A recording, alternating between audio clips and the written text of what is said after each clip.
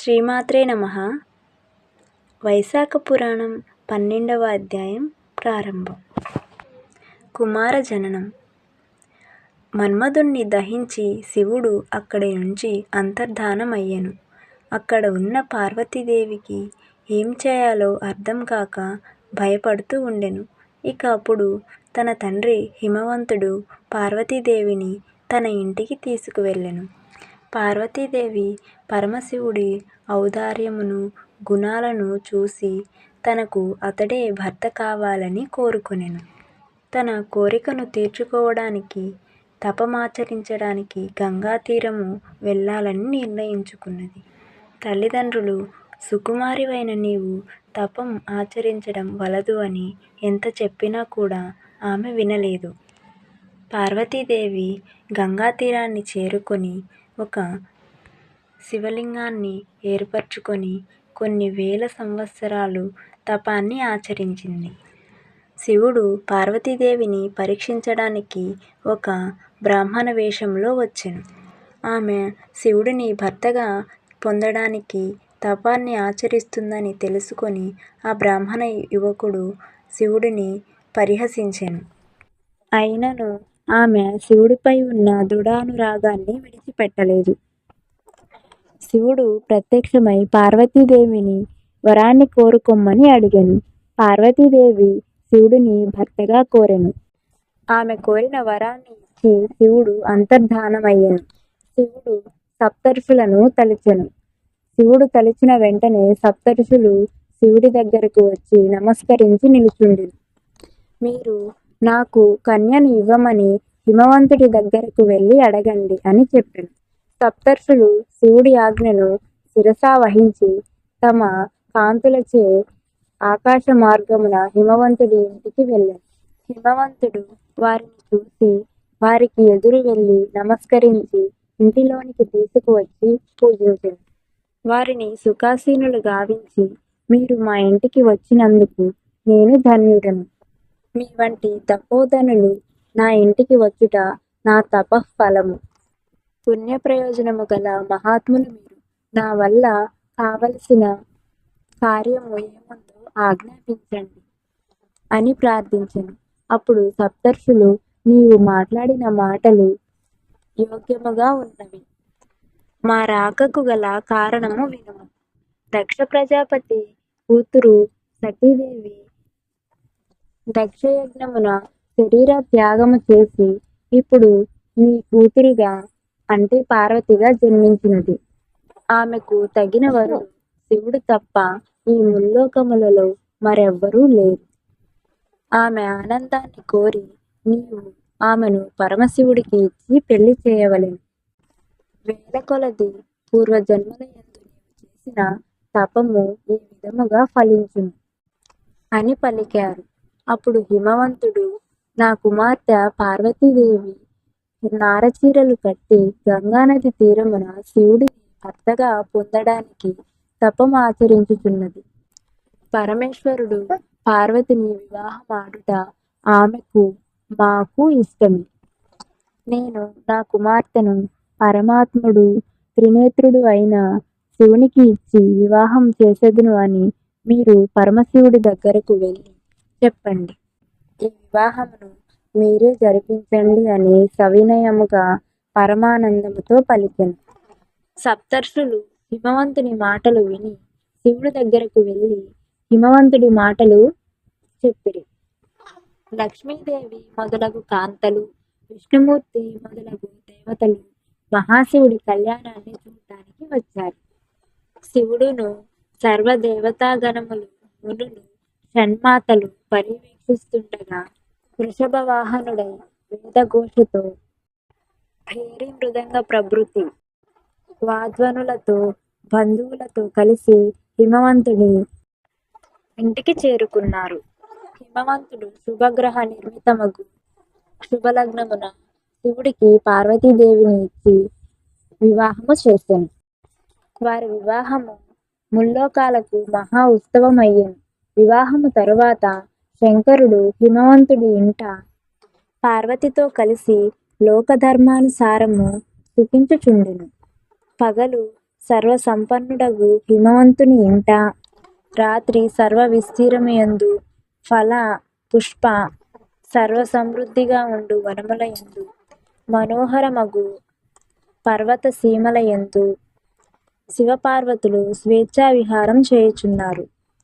ఇంద్రుని శాసనముననుసరించి ఆ కాలమున సంయోగమున ఏర్పడిన గర్భము మరలా సంయోగమునకు స్రవించుచుండేటిది. అందువలన శివుడి కలయిక వలన ఏర్పడిన గర్భము శివపార్వతుల పునఃసమాగమముచే పోవుచుండెను. ఈ విధముగా గర్భస్రావము జరుగుచుండెను. పార్వతీదేవికి గర్భము నిలుచుటలేదు. శివుడి వలన కలిగిన పార్వతీదేవి గర్భము నిలవకపోవడం చేత పార్వతీ గర్భమున పుట్టిన రుద్రపుత్రుని వలన తారకాసుడి వినాశనము కోసము ఎదురు చూస్తున్న దేవతలకు నిరాశ విచారము అధికమయ్యను. వారందరూ ఒకచోట కలుసుకొని పరమేశ్వరుడు నిత్యము వ్రతాసక్తుడై ఉన్నాడు. అందువలన గర్భము నిలుచుటలేదు. కావున పార్వతితో శివుడికి మళ్ళా కలయిక లేకుండా చేయవలెను. ఇలా చేయుటకు అగ్నియే తగినవాడని నిర్ణయించుకున్నారు. అగ్నిహోత్రుడిని పిలిచి, అగ్నిదేవా, నీవు దేవతలకు ముఖము వంటి వాడవు, దేవతలకు బంధువు. నీవు ఇప్పుడు శివపార్వతులు విహరించు చోటుకు పోయి వ్రతాంతమున శివుని దర్శించి మరలా వారికి కలయిక లేనట్లుగా చేయవలెను. వారికి పునఃసంగమం లేని వలన పార్వతీదేవికి గర్భము నిలుచును. అప్పుడు పార్వతీదేవి నిన్ను చూసి సిగ్గుపడి పక్కకి పోవును. అందుచే వారికి పునఃసంగమం ఉండదు. నీవు శివుడికి ఎదురు నిలిచి శిష్యుడవై వేదాంతము విషయమై ప్రశ్నించు. శివుడు నీ ప్రశ్నకు సమాధానం ఇచ్చెను. ఈ విధముగా గర్భవతి అగు పార్వతి పుత్రుడికి జన్మనిచ్చెను. తారకాసురుడు రుద్రపుత్రుని చేత వినాశనమగును. మన కష్టములు తీరును అని దేవతలు అగ్నిదేవుణ్ణి ప్రార్థించారు. అగ్నిదేవుడు దేవతల ప్రార్థనను అంగీకరించి శివపార్వతులు ఉన్న చోటికి వెళ్ళాను. శివపార్వతుల సంగమమున శివుని వీర్యము విముక్తము కాకుండానే అగ్నిదేవుడు శివపార్వతుల మధ్య నిలిచెను. పార్వతీదేవి అగ్నిదేవుడి రాకను గమనించి బాధపడి సిగ్గుతో చాటుకు వెళ్ళెను. శివుడు పార్వతీదేవి తన దగ్గర నుంచి వెళ్ళిపోవడాన్ని గమనించి దానికి కారణమైన అగ్నిదేవుడి పైన కోప్పడి మా సంగమమున ఆటంకము కలిగించితివి. వీర్యపతనముకు స్థానమైన పార్వతీదేవి ఇక్కడ లేకపోవడానికి నీవే కారణము. కావున దీనిని నీవే భరించుము. పతనోన్ముఖమైన తన వీర్యమును సూర్యునందు ఉంచెను. అగ్నిదేవుడు ఆ దుర్భరమును భరించలేక బాధపడుతూ వెళ్ళి దేవతల దగ్గరకు జరిగిన విషయమంతా చెప్పెను. వారు జరిగిన దానికి సంతోషించి, కాని పుత్రుడు ఎలా జన్మించును అని విచారించుచుండెను. అగ్నిదేవుడి శరీరంలో శివవీర్యము పిండి రూపంలో పెరుగుచుండెను. పురుషుడగు అగ్నిదేవుడు ఎలా ప్రసవించాలో తెలియక బాధపడుతూ దేవతలందరి దగ్గరకు వెళ్ళి వారందరితో కలిసి గంగానది దగ్గరకు వెళ్ళి గంగానదిని ప్రార్థిస్తూ, అమ్మా, నీవు నాకు తల్లి వంటి దానివి, అన్ని జగములకు అధిపతివి. గంగాదేవి దేవతల ప్రార్థనను అంగీకరించెను. దేవతలు గర్భమును విడిపించుకొనుటకు అగ్నికి మంత్రమును ఉపదేశించెను. అగ్ని దేవతలు చెప్పిన మంత్రబలము వలన తనలో ఉన్న శివవీర్యమును గంగానదిలో విడిచిపెట్టెను. గంగానది కొన్ని మాసముల తరువాత ఆ రుద్రవీర్యమును భరించలేకపోయెను. దుర్భరమైన శివవీర్యమును తన తీరములో ఉన్న రెల్లు చెట్ల పొదలలో విడిచెను. రెల్లు పొదలలో పడిన వీర్యము 6 భాగాలుగా అయ్యెను. బ్రహ్మ పంపగా వచ్చిన దేవతలు, షట్కృతికా దేవతలు ఆ 6 విధములుగా ఉన్న రుద్ర తేజస్సును ఒకటిగా చేసిరి. అప్పుడు రుద్ర తేజస్సు 6 ముఖములు కలిగిన ఒక పురుషాకారమై ఉండెను. 6 ముఖములు కలిగిన ఆ రుద్ర తేజస్సు ఎవరి రక్షణ లేకుండా పెరుగుచుండెను.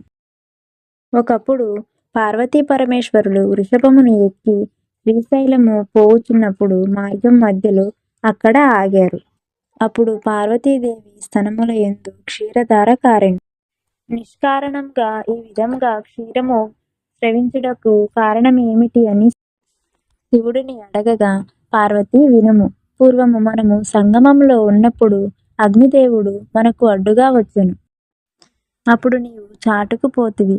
నేను కోపించి పతనోన్ముఖమైన నా తేజస్సును అతని దగ్గర ఉంచితిని. అగ్నిదేవుడు నా తేజస్సును భరించలేక గంగానదిలో వదిలాడు. గంగానది ఆ తేజస్సును భరించలేక రెల్లు పొదలలో విడిచెను. ఆ రెల్లు పొదలలో ఉన్న తేజస్సును కృతికా దేవతలు 6 భాగాలైన వాటిని ఒక రూపముగా చేర్చగా 6 ముఖాల పురుష రూపం అయ్యెను. ఇతడు నీ పుత్రుడగుట చేతనే నీ స్తనముల యందు క్షీరము కారెను. ఇతడు నీ పుత్రుడు, నా తేజస్సు వలన జన్మించినవాడు. ఇతడు శ్రీ మహావిష్ణువుతో సమానమగు పరాక్రమవంతుడు. నీవు వీరిని రక్షించి పాలించుము.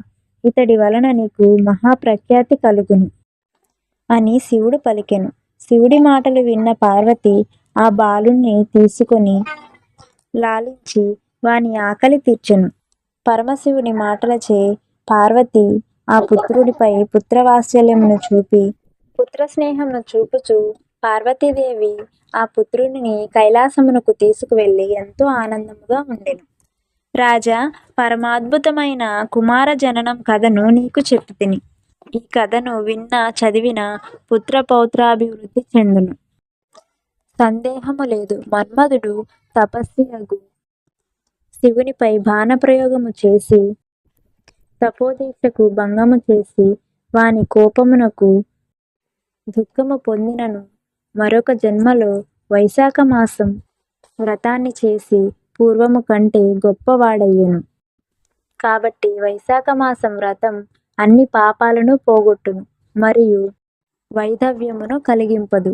స్త్రీలకు భర్త లేకపోయినను పురుషులకు భార్య లేకపోయినను వైధవ్యము అని చెప్పవచ్చును. వైశాఖ మాసం వ్రతమును చేసి రతీదేవి మన్మధుడిని పొందినది.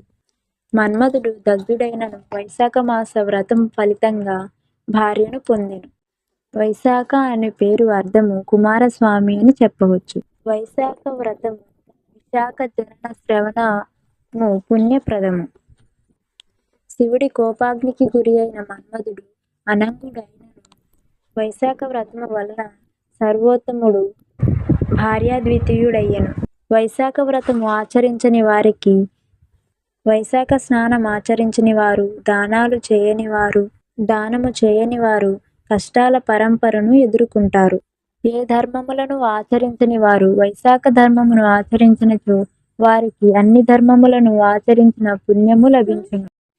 వైశాఖ పురాణం 12వ అధ్యాయం సంపూర్ణం. శ్రీమాత్రే నమః.